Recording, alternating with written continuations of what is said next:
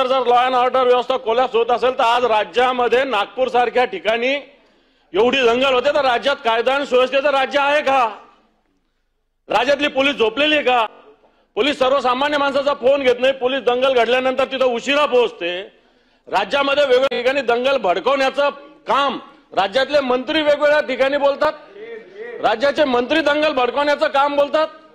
वेगवेगळ्या जाती धर्मावर टीका करतात. करावं, ज्याचा त्याचा विचार ज्यांनी त्यांनी करावा, त्याच्याविषयी काही प्रश्न नाही.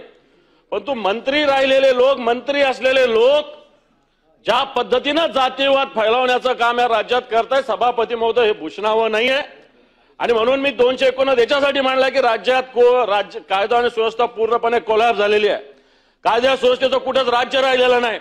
आणि म्हणून या सगळ्या कामकाज थांबवून याच्यावर चर्चा होण्याची आवश्यकता आहे. सभापती महोदय, राज्यामध्ये ज्या पद्धतीनं अशा पद्धतीनं दंगे घडताय, मला तर येणाऱ्या काळात याच्यावर प्रतिबंध येण्याची आवश्यकता आहे.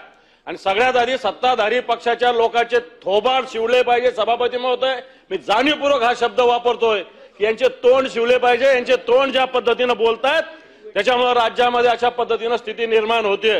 आणि म्हणून मी 289 मांडलाय. माझं मत असं आहे की सगळं कामकाज बाजूला ठेवावं आणि याच्यावर सभागृहात चर्चा व्हावी, अशा प्रकारची विनंती मी आपल्या मार्फत करतो. प्रवीण दरेकर.